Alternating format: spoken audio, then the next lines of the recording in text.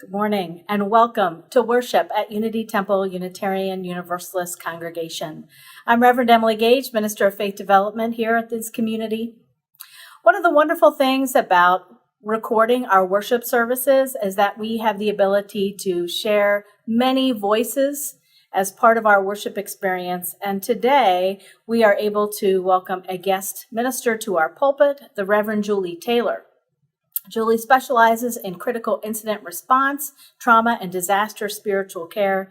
She is the Senior Director of Contextual Ministry at Meadville Lombard Theological School, which is in Chicago, and serves as a chaplain with the New York Air National Guard. We're especially glad to have her with us this morning. We hope that you will join with us in the Zoom coffee hour after the service, and we thank you for being with us. It is good to be together. Good morning. My name is Rich Picorni, and I'm a member of the Board of Trustees at Unity Temple. I'm delighted to welcome you to our virtual service this morning. If you're new to Unity Temple, we invite you to contact our membership director, Tina Lewis, to learn more about us. You can reach Tina at tlewis@unitytemple.org. Following the service, we invite you to join us at our virtual coffee hour so that you can connect with others. And for me personally, connecting with others helps me to weather the current challenges. At Unity Temple, our values are connection, transformation, justice, and acceptance.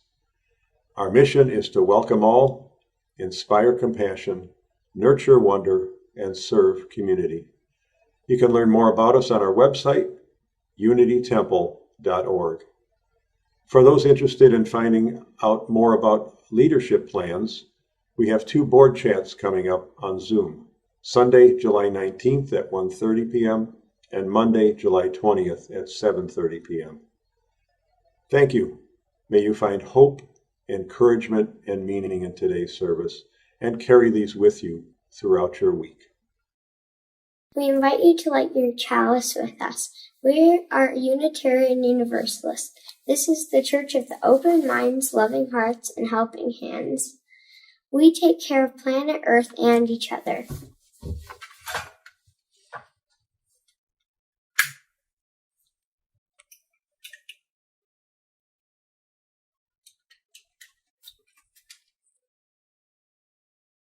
Today, our call to worship is partially from the Reverend Bill Schwartz.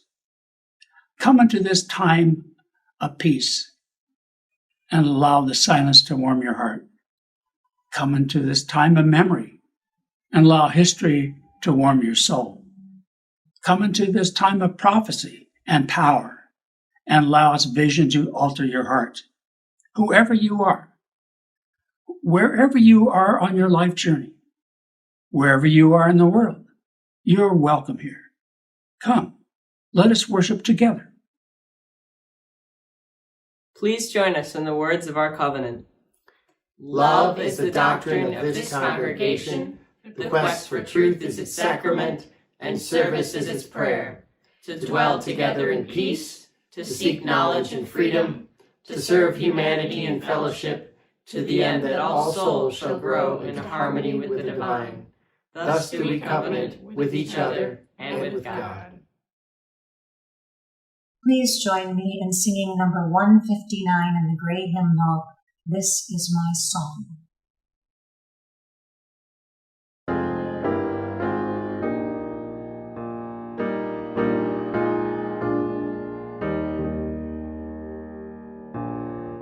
This is my song, O God of all the nations, a song of peace for lands afar and mine.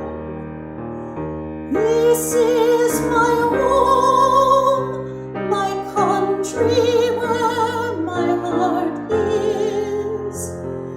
Here are my hopes, my dreams, my holy shrine. What other hearts in other lands are beating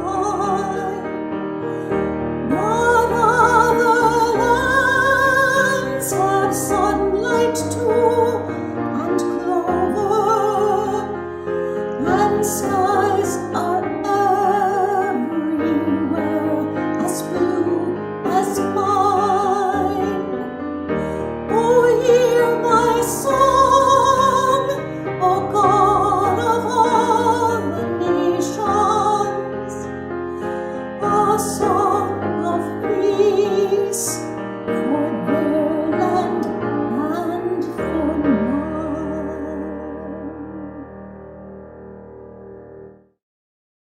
So the story for all ages isn't so much a story like out of a storybook, but it's me kind of thinking and talking about an idea with you. All right. And today I'm thinking about sharing. So one of the things that we love in our house is books. We love books. We love to read books. We love to read books to each other. There's a couple of, we have a couple of kids. We have a 5-year-old and an 8-year-old, and the 8-year-old loves reading. And the little one is learning to read and loves to have stories read to him, even though he's not quite reading on his own. We got really fortunate when we moved to Chicago here, that right at the end of the block is a library, which is amazing. And we love going to the library. It's really wild, right? Because we also love to have our own books.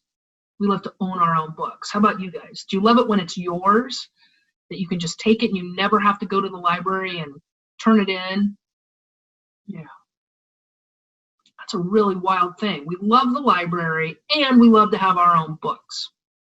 So we've been thinking more about how important it is to share, how important it is for things to not just revolve kind of around us and what we want, but how becoming part of something bigger than us is a way that we can share and spread things around to a lot more people than just us. And we've been thinking about that around our books. Do we really need to buy more books, or can we use the library as a way to share books? And like I said, it makes a lot of sense because we love the library anyway. We love going there, we hang out. It's been hard since COVID. It's actually one of the things that we miss the most is going to the library all the time. Because we like to go and, the kids go and just look at all the books and talk to other friends from the neighborhood that they can see there. And that's something that we've really missed, is the community aspect of the library.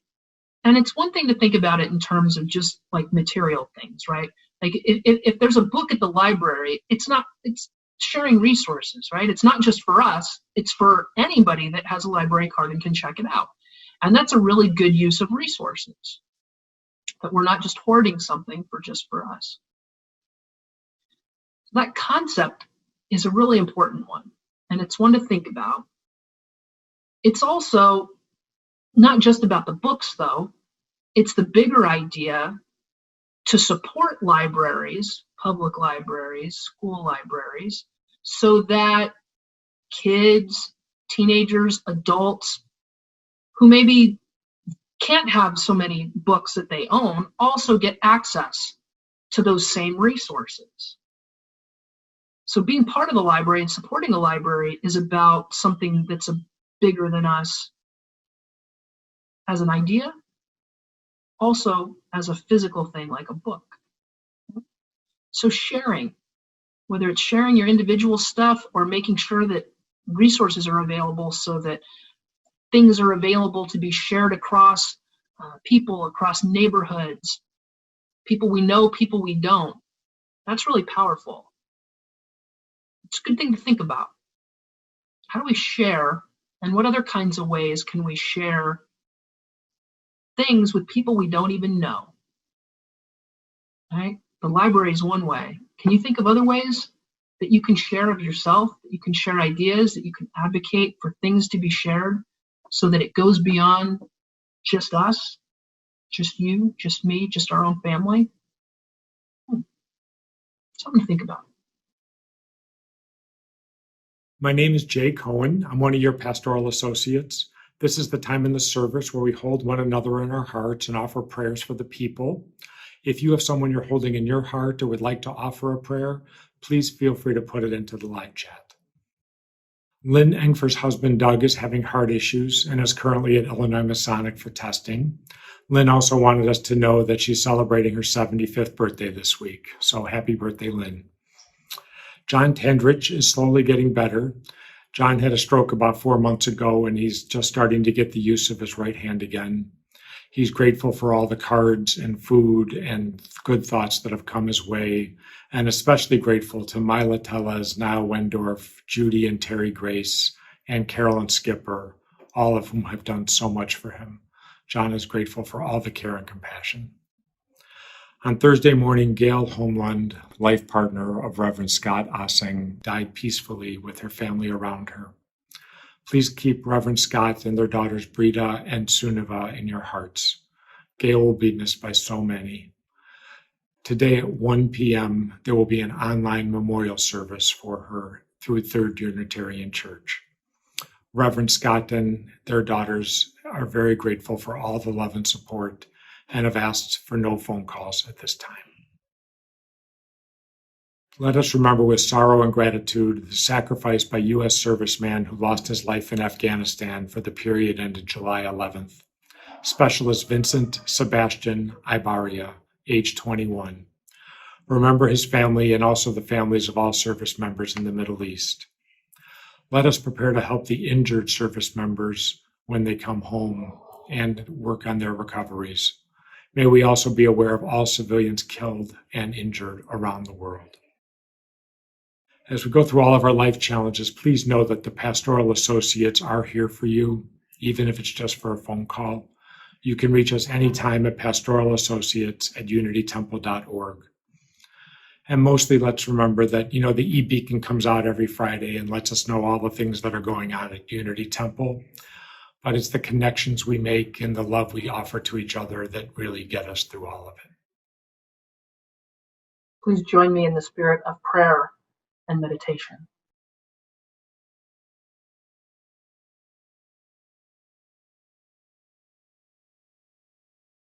Spirit of life, Spirit of endings and beginnings, God of many names and one abundant and transforming love, Creator, be with us. Be with us as we engage the complexity of creating peace, recognizing that there's nothing simple about transformation. It takes all of us doing our part, whatever part that is. Bless the work of the UU Military Ministry of Great Lakes as they bring the message of Unitarian Universalism to these young sailors. Bless the work of Unity Temple as it continues to embody the principles we hold dear. Once I read something inscribed on a church's walls. It read, "This is a church with walls to keep the roof up, not to keep people out." I pray today that the walls of this great Unitarian Universalist congregation keep the roof up, but that they don't keep us in. I pray we take our religion seriously, that we take our commitment to the principles of Unitarian Universalism outside these walls, outside where they are so needed. I pray that this be so. Blessed be, and amen.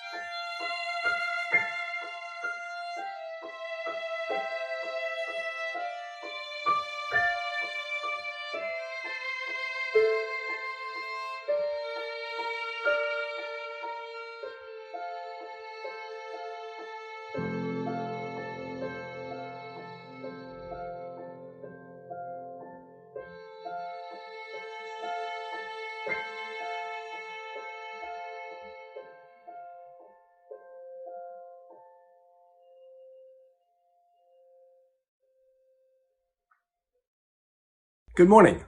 My name is Ed White. I've been a member of Unity Temple since 2008, and before that, a member of All Souls Unitarian Church in Washington, D.C., before that, the Hartford Unitarian Society in Connecticut, where I met my wife, Anne. Like some of you, I was raised Catholic. Yes, I loved all the ritual, the chalices, the incense. My family, staunch Irish Catholics, dutifully attended Mass each Sunday. Not only was I Catholic, I attended Catholic schools all the way from elementary school to graduate school. I became a UU because I was looking for something more meaningful. I'm also a Vietnam veteran, having served in the Marine Corps during the Second Tet Offensive in 1968. When I went to Vietnam, I had no illusions, as I knew I was cannon fodder, and I consider myself lucky to be here doing a faith testimonial. I'm also a member of Veterans for Peace, as well as working with others to end gun violence. All of these experiences, plus a deep belief in Unitarian Universalist humanism, have helped shape who I have become. This also has grounded me in UU lay minister at the Naval Recruit Station at Great Lakes. I believe I am the only UU lay minister who has served in combat, so I can empathize with the naval recruits as they prepare for their various assignments. I know firsthand what it means to be in training. As a young Marine, I went through the basic training at Quantico in Virginia. For 6 solid days a week, all we heard were the loud shouts of the commands of our drill sergeant. Every day for 6 days straight. My respite was attending Mass on Sunday mornings. Sunday was the one day when I could be me. I relished the quiet of Sunday Mass.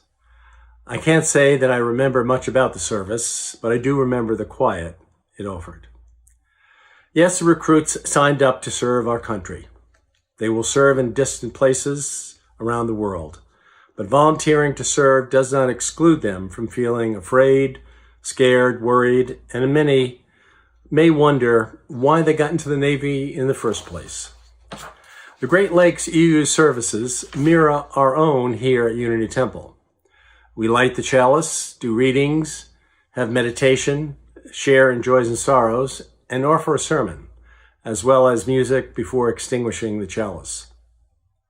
Recruits learn about UU history, principles, and values. They learn about the many strands of our faith, community, and in my sermons, recruits learn about humanism, as that is the strand that I hold onto. One of my favorite parts of the service is joys and sorrows. During the training, recruits are known only by their last name, Recruit White. I encourage recruits to use their first name during joys and sorrows. This may be one of the few times during their active week that they can be themselves by first name. They can share what they are feeling, and they can be accepted for who they are. Pardon the pun, but I believe we offer an anchor for these naval recruits in our Sunday services. While the recruits learn about Unitarian Universalism, I in turn have learned that the combination of being both a UU and a Vietnam veteran has given me an opportunity to serve these future sailors in a unique way. These sailors will serve on water and not in the jungles of Vietnam, yet they serve. I feel proud to touch their lives in some small way. It's the least this UNU Vietnam vet can do. Thanks for listening. The reading this morning comes from the Reverend David Pyle, who's a chaplain holding the rank of major in the Army Reserves. He's also one of the founders of the Unitarian Universalist Military Ministry at Great Lakes. This was a Facebook post that he posted on the 29th of June, 2020.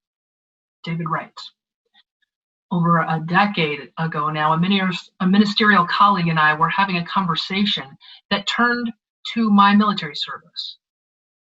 The colleague made an impassioned argument for defunding the U.S. military and using all the funds that were freed up to provide aid and assistance, food and clothing and shelter in impoverished countries around the world. It was a beautiful vision. Now, I was less patient and politically sensitive then. This dear colleague looked at me with shock and I think some horror when I described what I thought would happen in that circumstance.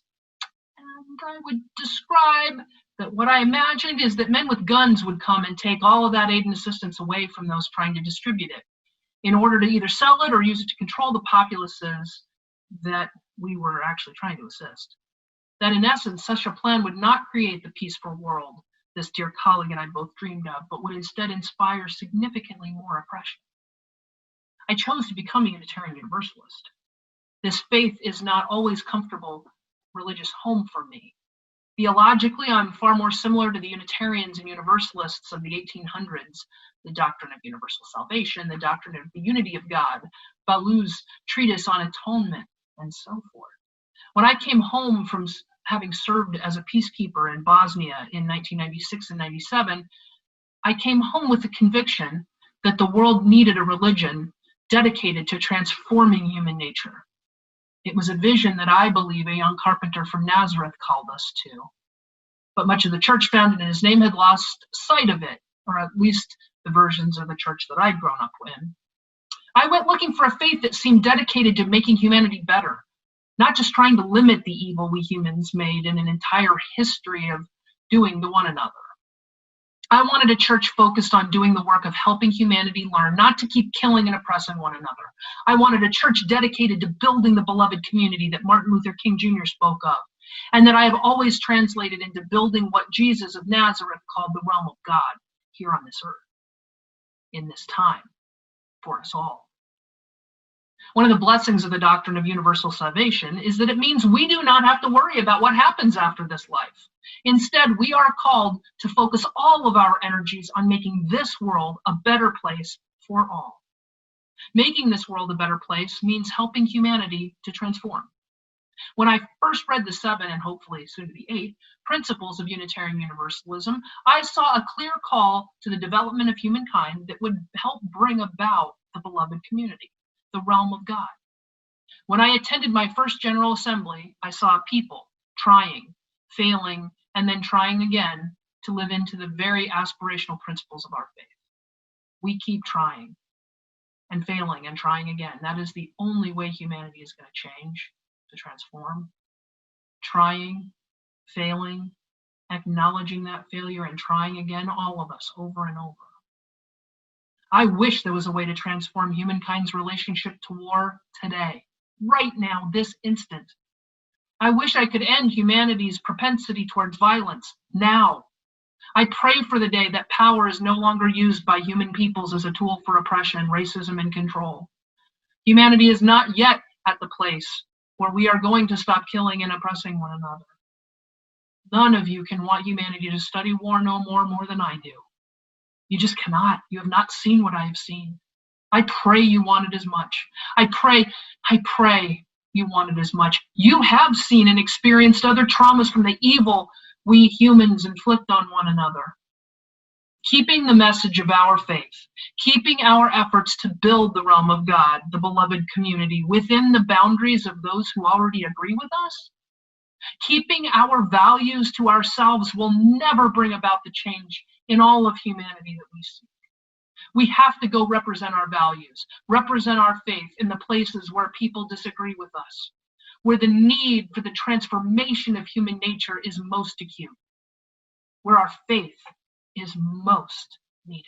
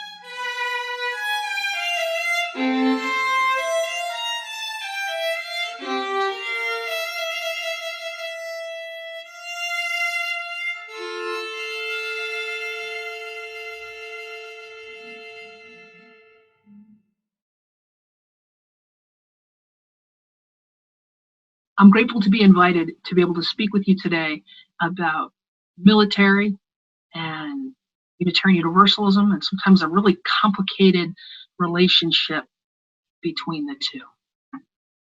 So I'm a chaplain in the Air National Guard, which is the guard component of the Air Force. I hold the rank of captain, and I received my commission about 6 years ago. But my path to joining the military has been a winding one. Initially, I thought about joining the military right after high school, right after graduation. You know, we didn't have much money then, and I didn't know what I was going to do. And then I actually got surprised by getting a scholarship to go to college in New York City, of all places, to be an actor, of all things. Then I wound up dropping out of college my junior year, and the military came back into focus again as a possibility for a future, since I didn't have any decent job prospects and no clear direction in my life. Except that I had just come out as gay. It was the early 1990s, and President Clinton had instituted the don't ask, don't tell policy. So I decided to shut the door on the military rather than being shut in the closet. More than a decade later, I was still in New York City, but again, fast forward, I'm now in a liberal seminary, and a military chaplain had been invited to campus for recruiting. This was early in the Iraq War, and a group of students had decided to protest the chaplain's presence and managed to get her actually uninvited from campus. And it didn't make sense to me, but I didn't have language for it. And I wound up talking to a classmate of mine, we'll call him Oliver. Now, Oliver had been in the Army in the 80s, been an enlisted soldier in the 80s. He told me he was upset by what our fellow seminarians had done. That when he was in the Army, he'd been deployed to Central and South America and done things that he wished he hadn't been a part of. He then said that he wished there'd been a chaplain there who could have helped him make sense of what he'd been through. He said he wished there were chaplains like us, coming from a liberal, progressive stance, wishing that folks like us were in the military for the people who were out there. Chaplains who aren't just going to offer cheap grace, but would bring a different possibility of hope. Chaplains who could wrestle with the complexities of war. I began to hope for that too. A few years later, doing a lot of the work that I do with disaster response, I wound up meeting and working with a chaplain who's a colonel in the Air National Guard. And we got to know each other, and he started to try to recruit me.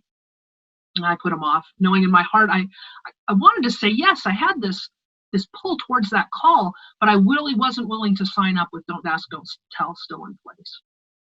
And then President Obama stepped up and repealed it. And it took a couple of years, but eventually I was commissioned. Now, over the last few years, I've become increasingly interested in historical relationships between Unitarian Universalism and the military. In the Dictionary of Unitarian and Universalist Biography, there's a listing of notable Unitarians, Universalists, and Unitarian Universalists. On the website, you can search by last name or by categories like, educators, literary figures, philosophers and theologians, abolitionists, civil rights activists, and anti-war and peace activists. Nowhere on that list is a category for military leaders. As I was looking for UUs in the military, I was disappointed, figuring maybe that there just weren't enough to make a category. But what I found when I looked is that there have been many Unitarians and Universalists and Unitarian Universalists in our history with distinguished military service, but we choose to find them notable for reasons other than their military contributions. And this is interesting, and it's telling, and for me it's a bit disheartening. Unitarians, Universalists, UUs have served the military since before we were a nation. I'm going to give you a list of just some of the more noted individuals. William Emerson Sr., who was a Congregationalist and a Unitarian, the grandfather of Ralph Waldo Emerson, a Congregationalist minister. He was chaplain for the Continental Army. Aaron Bancroft, also a Unitarian. He was a Minuteman during the American Revolution and fought battles at both Lexington and Bunker Hill. Later, he became a minister. George Bancroft, Unitarian. His father was Reverend Aaron Bancroft. George Bancroft was Secretary of the Navy from 1845 to 1846, and he established the United States Naval Academy at Annapolis. John Murray, I love this story. John Murray was a Universalist. Now, he was a chaplain in the Rhode Island Brigade of the Continental Army. When other chaplains found out that his universalist theology had him led him to the theological understanding that even the British would be saved. The other chaplains wanted him expelled from the military. General George Washington actually intervened, and Murray kept his commission. Clara Barton, Universalist, the angel of the Civil War. She nursed soldiers on the battlefield, and after the war, President Lincoln gave Barton the task of locating prisoners of war. Colonel Robert Gould Shaw, Unitarian, led the 54th Massachusetts Infantry Regiment of the Union Army. The story of the 54th was the subject of an award-winning film, Glory. Quillen Hamilton Shinn, Universalist. Before becoming a minister, he served in the Union Army during the Civil War, participated in 12 military engagements. He actually was a Confederate prisoner of war and was President Robert E. Lee's surrender. Henry Noble Cuden, Universalist, an enlisted man in the 6th Ohio Volunteer Infantry and Mississippi Marine Brigade. He was blinded in battle during the Civil War. Cuden later served as chaplain of the U.S. House of Representatives for 25 years, becoming the first chaplain to be appointed by both parties to successive terms. Lon Ray Call, a Unitarian minister and the father of the fellowship movement, was a military chaplain from 1918 to 1919. Frederick May Elliott, Unitarian, Army chaplain, also 1918-1919, would later be the president of the American Unitarian Association. Albert Warren Stearns, Unitarian, a medical doctor, served in the Navy Medical Corps in both World War I and World War II. The Church of the Larger Fellowship actually began in World War II as a way for Unitarian servicemen to stay connected to their faith while serving overseas. Andrew Kuroda, a Unitarian Universalist, Japanese language instructor at the Army Language School, a research analyst in the Office of Strategic Services and member of the Strategic Bombing Survey. Originally a Presbyterian minister, he was granted fellowship as a UU minister in 1962, the first Unitarian Universalist minister of Japanese ancestry in the United States. Louis McGee, a chaplain in World War II. He was initially a minister from the African and Methodist Episcopal tradition, but after the war, he attended Meadville Lombard, where he went to get his doctorate and to study to become a Unitarian minister, which he became. He founded the Free Religious Fellowship on the south side of Chicago. Master Chief Vincent Patton, Unitarian Universalist. From 1998 to 2002, Master Chief Patton was the 8th Master Chief Petty Officer of the Coast Guard, which is the most senior enlisted member of the Coast Guard. Captain Laurel Clark, a flight surgeon in the Navy and an astronaut. She died on the Space Shuttle Columbia in 2003. Captain Clark was a member of the Olympia Brown congregation in Racine, Wisconsin. Researching these leaders, it was clear that these people saw their service as being drawn from their religion rather than in spite of it. It's a strong history. Now, there are many reasons why a person chooses the military. There are family connections, traditions. It can be a way to get or pay for an education. There can be a moral imperative. For some, it may be a commitment to their country, an opportunity to travel and see the world. For some folks, it's the best chance to get out of a neighborhood or a household, a chance of economic stability or a career, a chance to help people. There are as many reasons to sign up as there are people who have done it. There are also many reasons why a person chooses to oppose the military. Family connection, tradition, a moral imperative, a commitment to nonviolence, opposition to the military industrial complex, opposition to war. The tension between these two seemingly polar opposites has often created conflict within our congregations and communities. I've been told by more than one person that Unitarian Universalism is incompatible with the military, as it's a peace church. That UUs have no business supporting the military, let alone wearing a uniform. One former parishioner, a decorated combat veteran who served as a Marine in the Korean War, told me that any UU who decided to join the military should be kicked out of the church.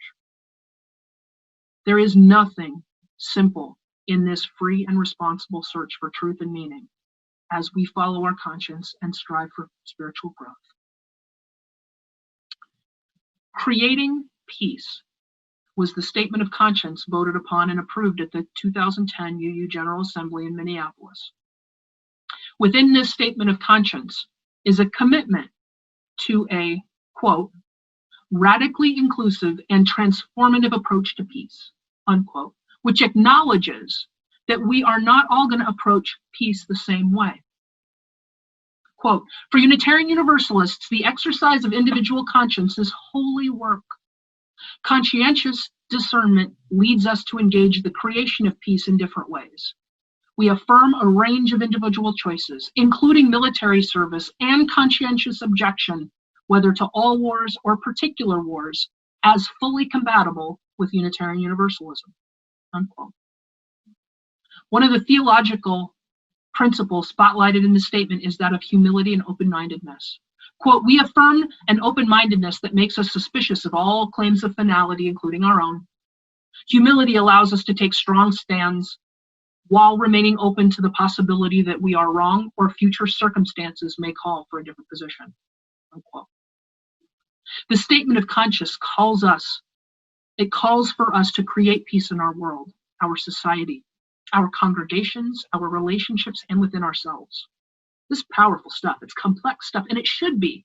There is nothing simple about war or peace. So this week, I've been thinking about an Iraq veteran I met at the VA many years ago when I did my CPE, my chaplain residency.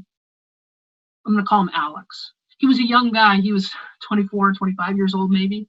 And he was on the lockdown ward for those with psychiatric and substance abuse problems. He was suicidal, and he had some pretty horrific stories to tell. We were talking after a spirituality group that I had led one afternoon, and he asked me, hey, chaplain, what kind of a minister are you? And I said, well, I'm a Unitarian Universalist. And I totally expected to see a blank look on his face, because that's often what I get. Instead, he said, no way! I didn't know there were UU chaplains. I'm a UU. Later on, as we talked, he said, I wish there were other UUs around when I was over there. It's so important to have UU chaplains in the military. We need chaplains with a complex faith to be there for people who have lived the complexities of war. But it's not just chaplains. There's great value in having UUs in all areas of service. I wish Alex had known there were other UUs wearing the uniform too, because there are many of us. This spring, I was activated as part of a response to the COVID-19 in New York. The base I serve is in upstate New York. And during those months, I served with 3 other UUs that I know of, there may have been more, who were also working this COVID response.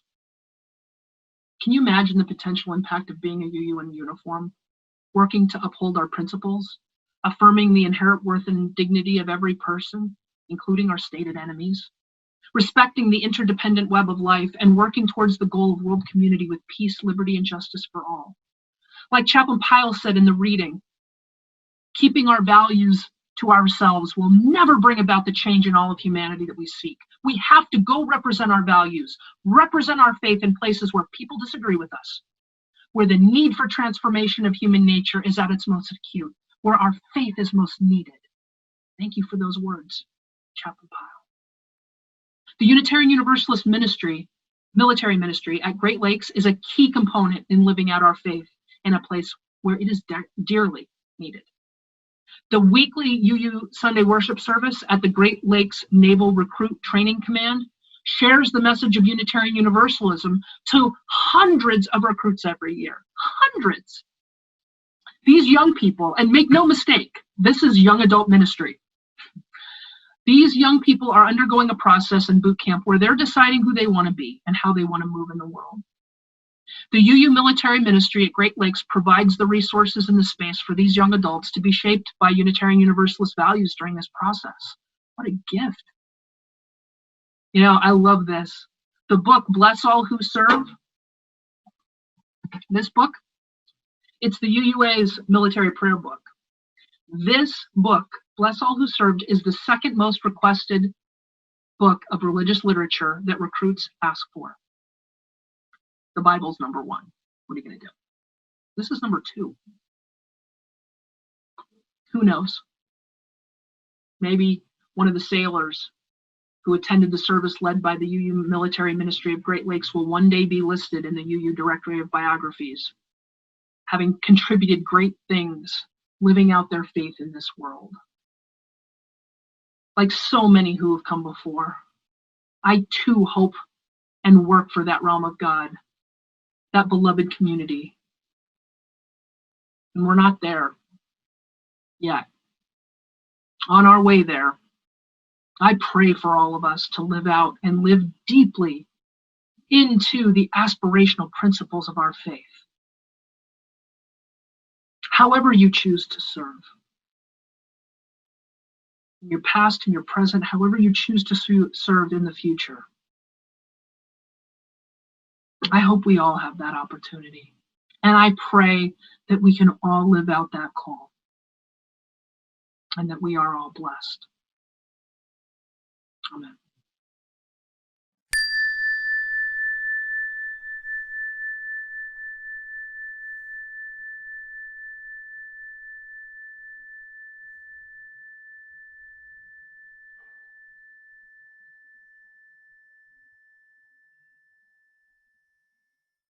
My name is Roger Barron, and I'm the head of the Unitarian Universalist Military Ministry at Great Lakes Recruit Training Command, Boot Camp.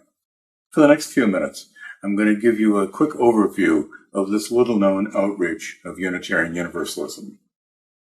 All the sailors coming to the Navy begin their service at Boot Camp in Great Lakes, about 40 miles north of Chicago. Its mission is simple: to move bright young men and women from the civilian world into the military. Specialized training comes later. First, they need to know the Navy's organization, to learn the basics of life in the military, and most important, to shift their identification from themselves to the group. They succeed only when their team, their shipmates, succeed. Boot camp is probably the toughest thing they've ever faced. It's tough on their body. Graduation means passing the physical fitness test. For men, 62 sit-ups, 51 push-ups, and running 1.5 miles in 11 minutes. And it's tough mentally, from the loss of freedom, the classes, the scary firefighting and flooding damage control training, and finding and living with a diverse set of complete strangers from all over the country. So they're under a lot of pressure. On a human level, there's a real need for religious support. There's a modern chapel and services Sunday morning. There are chaplains of the major faith groups, Catholic, Protestant, Jewish. But for about a dozen smaller denominations, everything from Buddhist to Mormon to, yes, Unitarian Universalists, the Navy relies on lay leaders who have been certified by their faith, who pass a security check, and who commit to providing these services 52 weeks a year. There are 5 of us, so we're on about once a month. Jerry and Ed are from here at Unity. 3 of us are from North Shore Unitarian Church in Deerfield. Reverend Lucas Hergert from NSUC and Eileen Wiviot from Evanston are on our board of directors. Bill Bailey is our treasurer, and that's our group. We're sponsored by Reverend Sarah Lammert at the UUA in Boston. We are an Illinois 501c3 nonprofit corporation, which allows us to solicit donations for worship supplies and literature that the recruits take with them back to their barracks and on to their ship or duty station. We get no support from the UUA. Most publications are purchased at list price from the UUA bookstore. The Navy does a national cross-section of young adults 18 to 34. The recruits we see are a far more diverse group than most newcomers to our faith who are introduced by family or friends. About a quarter are women. Attendance ranges from 5 to 30 recruits a week. Last year, we saw more than 600. Our services are on hold right now due to the coronavirus, but we expect to resume when things get back to normal. The recruits have chosen us from many other services going on simultaneously in the chapel. Some come from a UU background, but for most, this is their first exposure to Unitarian Universalism. Someday, they may find that their spiritual needs can be satisfied by the UU faith that they were introduced to in our service. On a personal level, our 1-hour UU service provides an island of spiritual support in the recruits' physically and mentally rigorous training. Joys and concerns, where they're encouraged to give their first name, is the emotional and often tearful highlight of the service. So that's our story. I was in the Navy during the Vietnam War. I stayed in the reserves and retired as a Navy captain. I've been conducting these services for 10 years.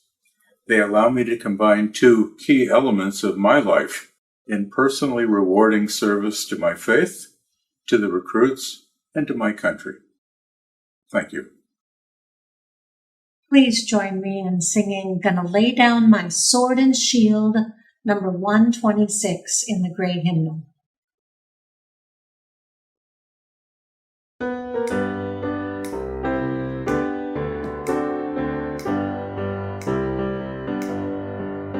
Gonna lay down my sword and shield down by the riverside, down by the riverside, down by the riverside. I'm gonna lay down my sword and shield down by the riverside. Study war no more, 'cause I ain't gonna study war no more, ain't gonna study war no more, study war no more. I ain't gonna study war no more, ain't gonna study war no more, study war no more. I'm gonna lay down my burden down by the riverside, down by the riverside, down by the riverside. I'm gonna lay down my burden down by the riverside. Study war no more. I ain't gonna study war no more, ain't gonna study war no more, study war no more. I ain't gonna study war no more, ain't gonna study war no more, study war no more. I'm gonna shake hands around the world, everywhere I go, everywhere I go, everywhere I go. I'm gonna shake hands around the world, everywhere I go. Study war no more, 'cause I ain't gonna study war no more, ain't gonna study war no more, study war no more. I ain't gonna study war no more, ain't gonna study war no more, study war no more.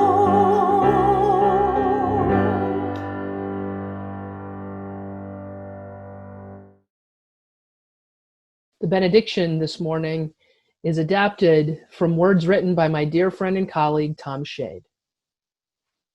My friends, there is a power at work in the universe. It works through human hands, but was not made by human hands. It is a creative, sustaining, and transforming power, and we can trust that power with our lives and with our ministries. It will sustain us whenever we side with love, whenever we side with peace and justice, whenever we take a risk. Trust in that power. We are together, held in that power. Blessed be, and amen.